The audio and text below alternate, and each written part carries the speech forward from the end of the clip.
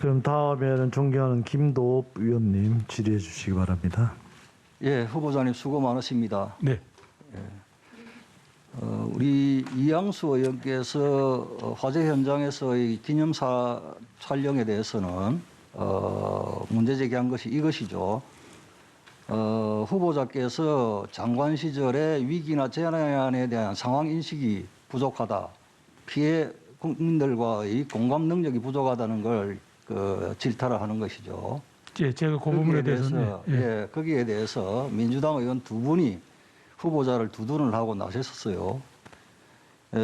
거기에 이제 정의용 당시 안보실장 이야기까지 나왔는데요. 후보자 기억하실 겁니다. 문재인 정부 출범 직후 제1차 추경 어렵다 그러면서 1차 추경할 때입니다. 2017년 8월 달 밤입니다. 경제위기 상황 타개하기 위해서 추가 경정해달라고 한 그 상태에서 청와대 안보실장이 청와대를 대표해서 나와 있었죠. 그때 그날이 을지훈련 대포권 완 상태였습니다. 가장 전시 상태였죠. 그런데 그날 민주당 지도부 12명, 청와대 수석급 이상 12명, 서울 시내 한복판에서 술판을 벌였죠. 뭐 그 내용은 저는 모르고 있습니다만. 예. 이때 정의용 실장에게 그러면 안보실은 누가 지키냐? 이 차장이 그 술판에 합류했다는데 정의용 실장 뭐라고 했는지 기억나시죠? 퇴근 시간 이후에는 어디에 있는지 모른다. 알 필요 없다. 이런 취지로 이야기했어요. 이게 이 정부의 위기나 재난에 대한 상황인식입니다. 자, 뉴욕타임즈에서 얼마 전에 이런 보도가 있었죠. 선거 참패는 한국 정치 상황의 변화를 알린다. 4.7 서울 부산시장 재보궐선거의 민주당 참패에 대해 한국인들은 진보 진영의 위선적 관행을 내로남불이라 부르며 점점 더 냉소적으로 대한다라고 보도를 하고, 이어서 국민들은 문 정부가 무능하더라도 최소한 보수 진영보다 윤리적으로는 우월하길 바랐는데 문 정부의 내로남불 행태에 대한 국민들의 오랜 불만이 누적돼 나타났다. 문 대통령은 이제 레임덕을 맞았다. 이렇게 보도된 거 기사 보셨죠? 뭐 보도된 거는 예, 봤습니다. 이제 이 기사를 통해서 우리 대한민국 국민들은 불공정 부도덕한 국가로 각인되었습니다. 국제적 망신을 당한 것이죠. 어떻게 생각하십니까? 뭐 후보자 입장에서 제가 뭐라고 답을 하겠습니까? 그러나 분명한 거는 우리 국민들이 잘한 부분에 대해서도 자, 예, 뉴욕타임즈나 후보자님, 예, 정부가 후보자님, 네네. 국무총리 왜 되고자 합니까? 이러한 잘못된 정권의 실패에 대해서 바로잡기 위해서 총리가 되고자 하는 것입니까? 아니면 결국은 국회나 어디 다니시면서 이 정권 변명하고 해명하고 그러려고 총리하시려고 하십니까? 오해된 부분은 예, 변명도 해야 되지 않겠습니까? 자, 그러나 그러면 예, 후보자님, 네. 제가 이 정권의 무도한 사례, 무능한 사례, 부패한 사례를 쭉 나열해 보겠습니다. 자, 먼저 문재인 정권, 민주당 정권의 무도한 사례, 여야 협치 파괴 및 입법 독재, 야당 반대에도 불구하고 29명의 장관 임명 강행, 정치적 중립이 생명인 대법원, 헌법재판소, 중앙선거관리위원회 수장의 코드 인사 임명, 법과 원칙을 무시한 채 대법원 확정 판결 받은 한명숙 전 총리 구하기 올인, 그다음 문 정권 무능 사례, 소득주도 성장 정책 등 반시장 정책으로 민생 파탄, 25번의 부동산 대책 실패에 따른 부동산 가격 폭등 및 세금 부담 가중, 양극화 심화, 국민 불안만 가중시킨 코로나19 방역 및 백신 접촉 대책 실패, 정부와 여당의 오락가락 가상화폐 정책으로 2030 세대에게 분노와 좌절 촉발, 민간 일자리 확대 없이 재정 투입으로 단기 공공근로 일자리 확대, 문재인 케어 등 선심성 정책으로 각종 기금 고갈 및 부채 급증, 탈원전 정책에 따른 원전 산업 붕괴, 다음 문정권 부패 사례입니다. 청와대의 울산시장 선거 개입 사건, 박원순 오거돈 전 시장의 성폭력 사건, 친정권 수사 방해를 위한 법무부 장관의 검사 인사권 및 검찰권 남용, 월성원전 조기 폐쇄를 위한 경제성 조작 및 증거 은폐, 라임 및 옵티머스 펀드 사태 청와대 및 친정권 인사 연루, 조국 전 민정수석, 유재수 전 부산시 경제부시장 비위 은폐, 청와대 및 이성윤 중앙지검장 등의 김학의 전 차관 불법 출국 금지 사건, 전 정권에서 임명된 공공기관 임원 사퇴 종용, 즉 환경부 블랙리스트 등이죠. 문재인 정권의 DNA는 부동산 투기, 문재인 대통령 관사 농지법 위반 및 부산 강서구 강동동 부동산 투기, 유영민 비서실장 쪼개기 정여, 김의겸 청와대 전 대변인 흑석동 재개발 투기, 소래원 전 의원 목포 건대 문화유산 삭설이 투기, 3기 신도시 부동산 투기 청와대 및 민주당 인사 연루, 임대차 4법 시행 직전 전월세 올린 김상조 전 청와대 정책실장 및 박주민 민주당 의원, 조국 일가의 입시 부정 및 채용 비리, 추미애 아들 군 특혜 휴가, 윤미향 의원, 정의영 이사장 재직 당시 사기 횡령 직무유기 및 자금 유용, 이스타항공 창업주인 이상직 민주당 전 의원의 횡령 배임 등. 자, 이제 새로 후보자께서 총리가 되신다면 이런 것들을 어떻게 막아낼 것인지에 대한 각오가 없어요. 예? 제가 지금 이 들은 사례들 다 알고 계시죠? 예? 기회는 평등하고 과정은 공정하고 결과는 정의롭다는 문재인 대통령의 취임 일성, 그 일성이 결과를 보십시오. 자신의 행동이, 자신의 말이, 자신의 행동이 자신의 말을 배반할 때 그걸 후보자님 뭐라고 합니까? 위선이라고 합니다. 그래서 문재인 정권, 민주당 정권을 국민들은 위선 정권이라고 합니다. 잘 새겨주시기 바랍니다. 예, 의원님 알겠습니다. 후보자께서 하실 말씀 있으십니까? 위원장님, 뭐 이 문제에 대해서는 또 다른 시각을 갖고 있는 분도 또 저도 그렇기 때문에 김도부 의원님의 그런 주장을 제가 잘 들은 것으로 그렇게 받아주시면 감사하겠습니다. 아니, 답변을 해주셔도 돼요. 어느 부분이 잘못됐고. 예? 의원님, 뭐 제가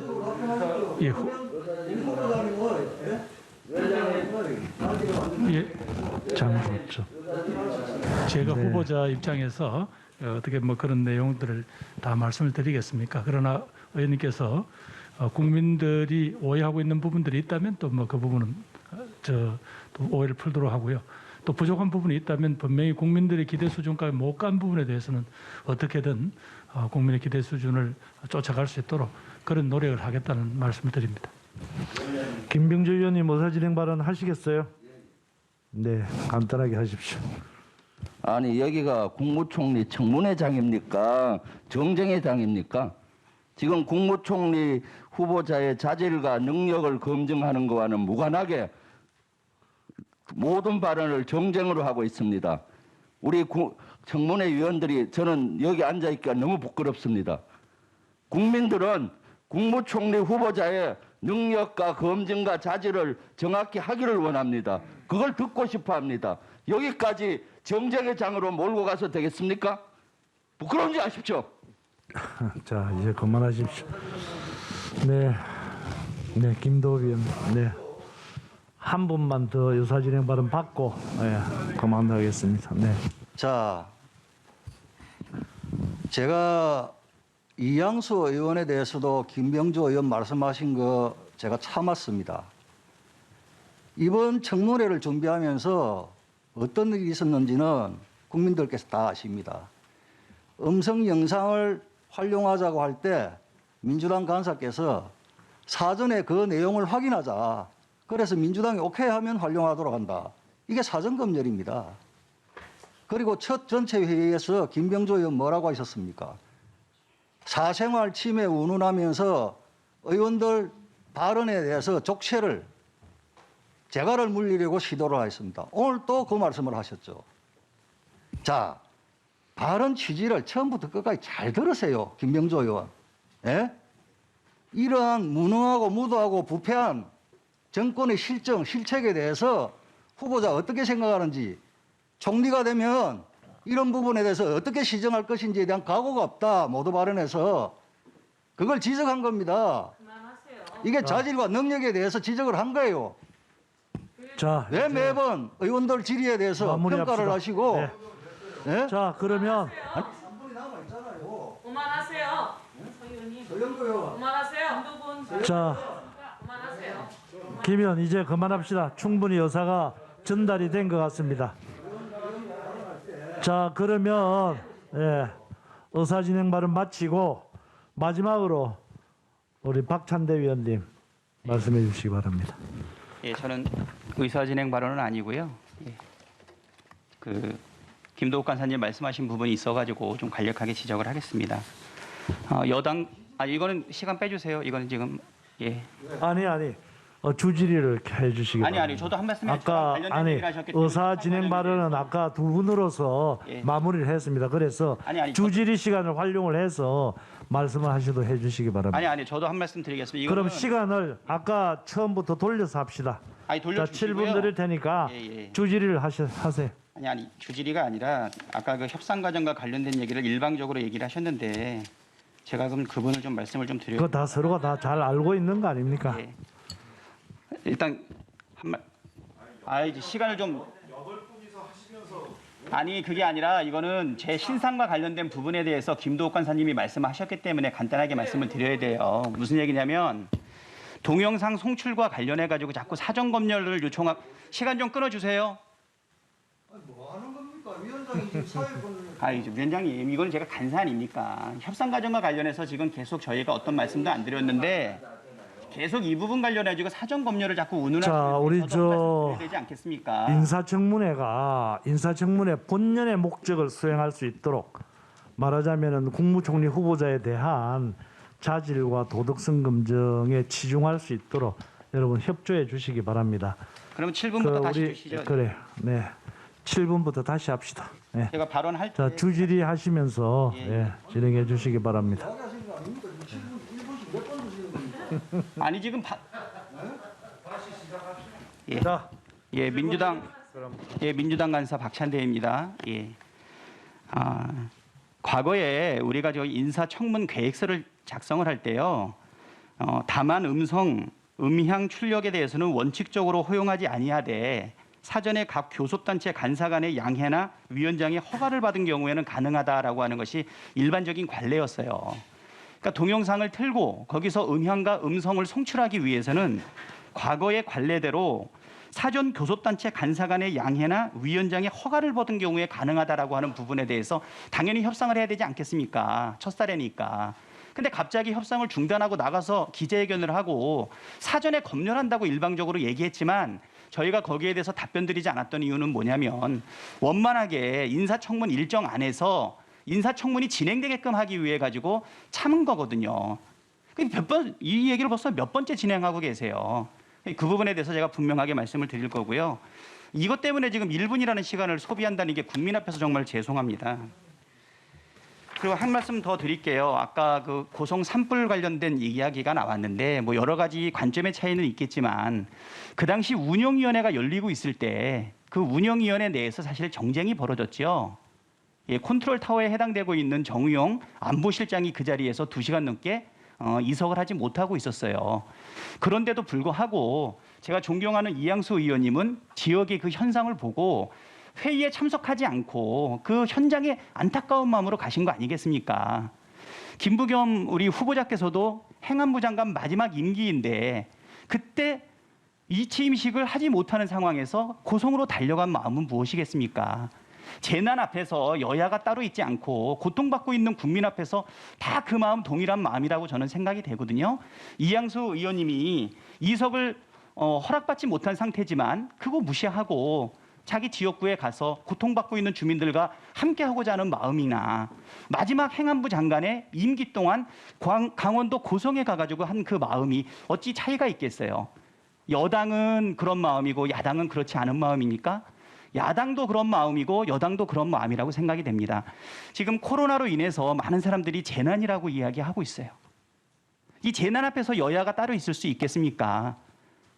지금 마지막 문재인 정부 5년차 임기에 사실 김부겸 장관에 대한 많은 기대가 있고요. 이 자리에 같이 계신 청문 의원인 우리 야당 의원님들 동일한 마음이라고 생각이 됩니다. 지금 우리 국무총리는 코로나19를 완전히 극복하고 국민께 안정된 일상을 돌려드리고 어려움에 처한 고용 상황과 서민 경제를 회복시킴으로 민생을 안정적으로 관리한 소임을 부여받고 있어요. 그렇지 않습니까? 예, 그렇습니다. 그런 마음으로 이 자리에 계신 것이죠.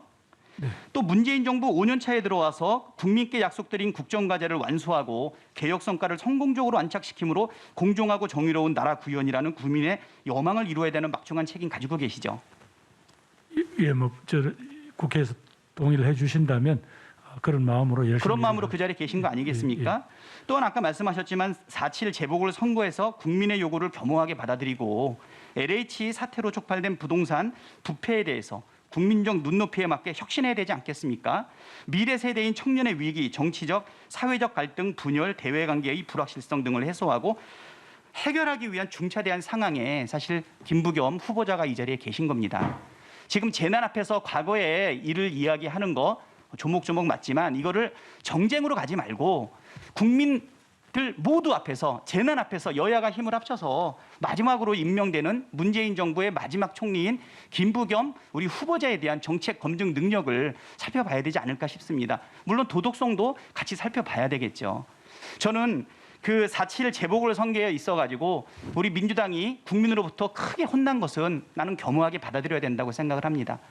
과거에 정치는 야당과 여당을 비교해서 더 못한 사람 떨어뜨리고 더 잘한 사람 아니면 덜 못한 사람을 뽑는다라고 했는데 이제 우리 국민의 수준은 그 이상으로 뛰어넘었습니다. 집권 여당은 절대적 기준으로 평가를 받고 있다는 것이죠. 야당보다 못하기 때문에 떨어진 것이 아니고 야당보다 조금이라도 덜 못났기 때문에 선택받는 것이 아니라 지금과 같은 재난의 시기에 과연 국민들의 마음에 흡족한 개혁 성과를 내고 민생을 돌보고 경제를 받치고 있는지 국민과 공감하고 있는지를 절대적 기준으로 본다는 것이죠. 야당과 비교하지 않고. 그런 면에서 국민의 선택을 받지 못했던 것, 특히 서울, 부산에서 그 선택을 받지 못했다라고 하는 것은 우리 정부 여당으로서 그 부분이 부족한 부분이었다라고 하는 부분이고요. 이 부분은 저희가 겸허하게 받아들이고 국민들의 눈높이에 맞는 민생 정책, 코로나 극복, 그리고 부동산 문제, 청년 문제, 그리고 우리 갈등 관리, 그다음에 국민 통합과 이룰 수 있는 제가 볼 때는 가장 적합한 후보자 중에 한 분으로 우리 김부겸 총리님께서 이 자리에 있다고 그렇게 생각을 합니다. 네, 질의하도록 하겠습니다. 질의문을 어디다 놨는지도 지금 제가 네. 자, 고등교육에 대해서 한번 말씀을 좀 드리도록 하겠습니다. 지금 우리 정치적 민주화가 국민들의 많은 피와 희생 끝에서 많이 이루어졌고요. 이제 어떠한 정치인도 설사 대통령이라 할지라도 국민들이 원하지 않으면 작은 촛불 하나 들어 올려서 대통령의 권한도 뺏을 수 있고 파면할 수 있는 정도의 평화적인 정권 교체를 이뤄낼 수 있는 민주주의가 발전을 했고요. 경제와 관련해서는 지금 코로나로 인해서 굉장히 어렵다고 얘기하지만 그래도 양극화를 해소하고 그리고 소외 계층에 대해서